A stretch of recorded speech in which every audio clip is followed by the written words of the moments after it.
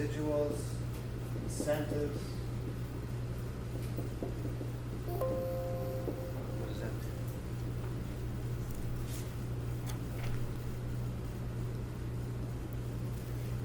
And public choice.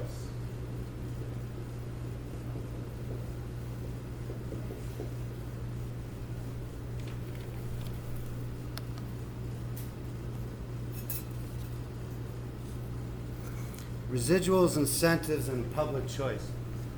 So what public choice is, it's a form of economics. Public choice economics takes this economic reasoning that we've been discussing and applies it to political decision making. And James Buchanan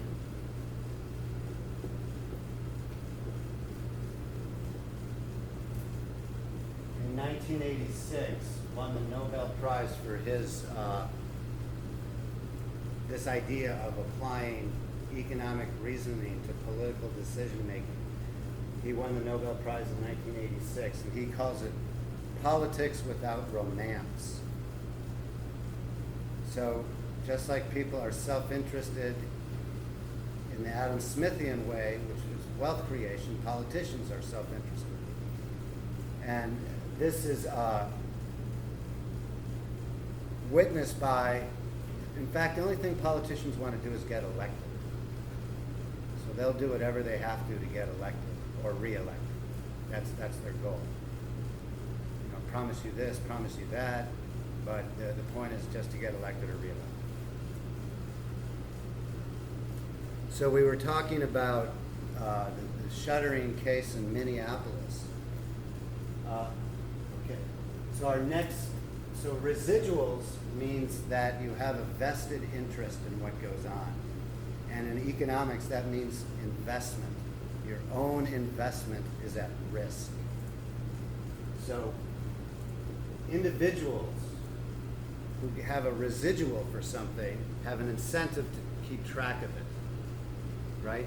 If you're in the wood, pulp, or paper business and you own forestry, you have an incentive to maintain that property, not allow fires, not allow the underbrush. So part of the reasons for the California fires is that a lot of it is occurring on public land where nobody has a residual. So when you don't have residuals, you don't maintain the properties.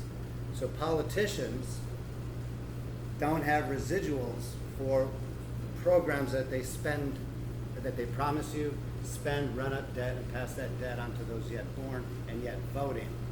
So they can promise you things to get the votes, but then pass the problems onto other people because they don't have any residuals. They're only in office 2, 4, 6, 8 years, or a lot longer if you're a congressperson, a senator. But so they don't have any residuals. Politicians are playing with OPM, other people's money. So they have no incentivizing behavior, no economic behavior involved because they don't have any residuals. Right? If you own a company, you want to make it as profitable as possible because you get the residuals, you get the profit. Another problem and the reason for the California wildfires is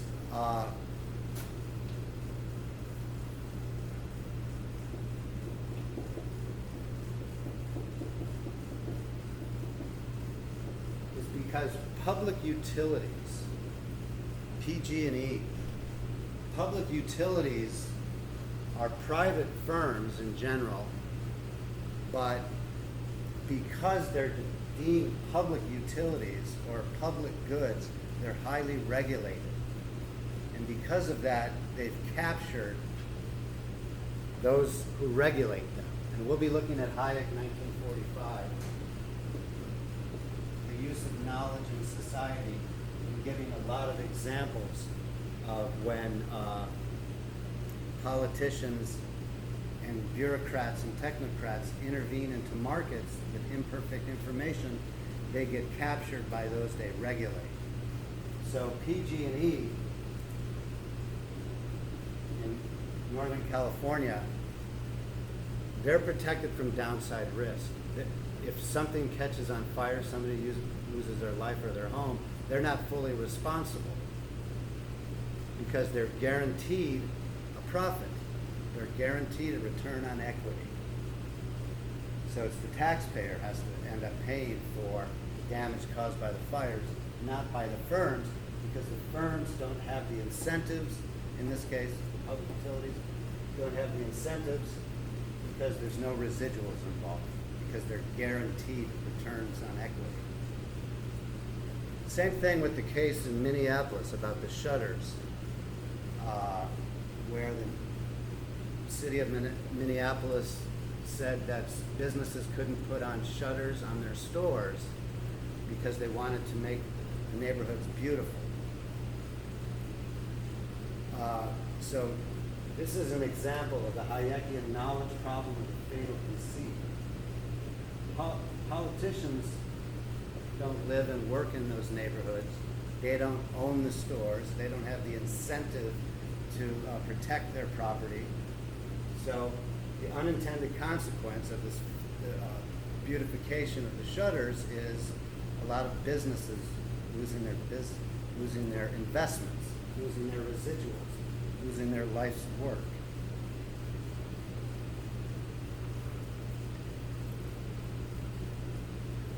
So another example of residuals, has anybody seen that movie Detroit? Came out about 3 years ago. So right now we're having a lot of riots, race riots in the inner cities. In the late 1968, you had race riots in Los Angeles, well, everywhere, Paris, Chicago, Los Angeles, where I live, Washington, D.C. And so what happens is because of the welfare state, because of the minimum wage, because of public housing, because of zoning laws, because of beautification ideas, you had these riots which decimated neighborhoods because the people who lived in those neighborhoods have no residuals. They don't own their homes, they don't own businesses, so there's no incentive for the maintenance of property.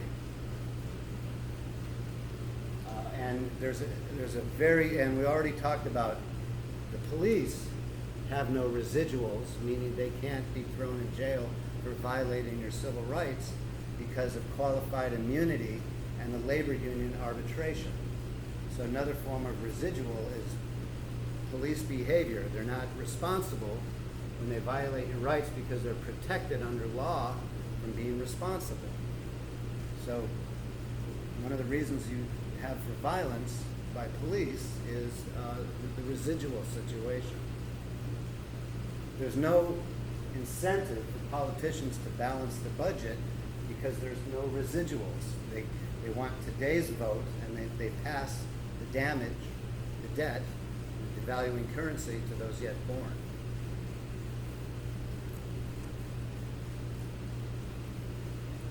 So, if you're interested in race riots and racism on behalf of the police, I highly recommend this movie, Detroit.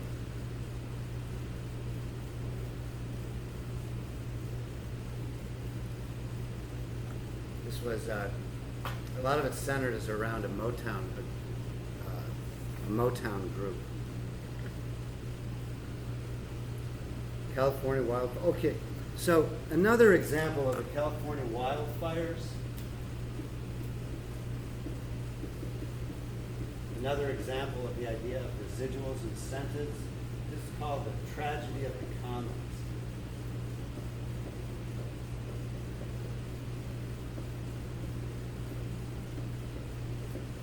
When something is owned in common, again, there's no incentive to maintain it. The most common used example in Tragedy of the Commons is overfishing in the oceans or overgrazing in commonly owned land.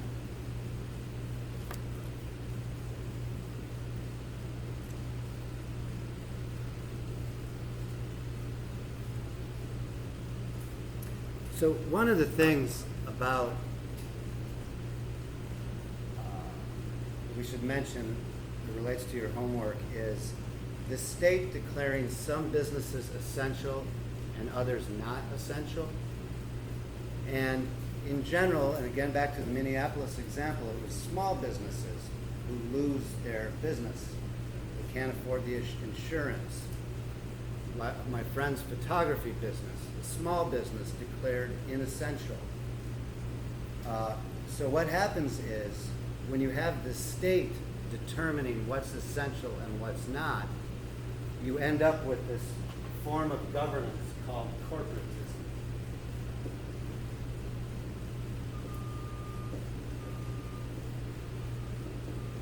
Corporatism. Have we discussed that yet in this class? Corporatism? A little bit. So corporatism means that it's a form of fascism. It's when the means of production are privately owned, but the state determines who can do what with them. So Nazi Germany was a form of corporatism. As long as your business serves the state, well then you're essential, and it's a reciprocal relationship. In the 1930s, the same thing in Italy, corporatism. So the end result of what's happening in the United States under this lockdown period where we're all blindly following orders instead of acting like we have residuals, we're ending up with a form of corporatism where large corporations can withstand the lockdown because they've got reserves, they've got profits. Small businesses can't.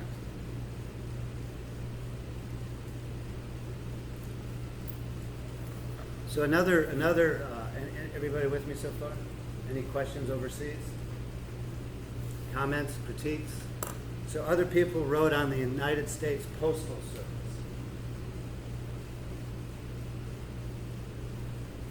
The United States Postal Services loses how much every year? They lose a lot of money every year. Now, so why not just privatize it like Japan did? Japan privatized their post offices. Why don't we privatize the post offices in the United States? Well, because the post office, again, the United States started out as 13 individual states, won the Revolutionary War under the Articles of Confederation, yet the statist centralizing power grabbers, the Federalists, some people call them the Hamiltonians, but Hamilton was too young then. The post office, the U.S. post office, was oftentimes the only form of the federal state that you would see. So the post office has always been a part of nation-state building. I guess Benjamin Franklin was the first postmaster general. So we did a hard-fire TV show.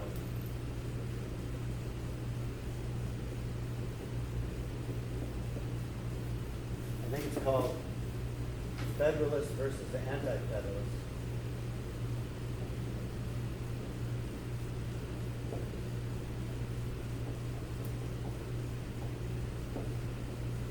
So the Anti-Federalists lost.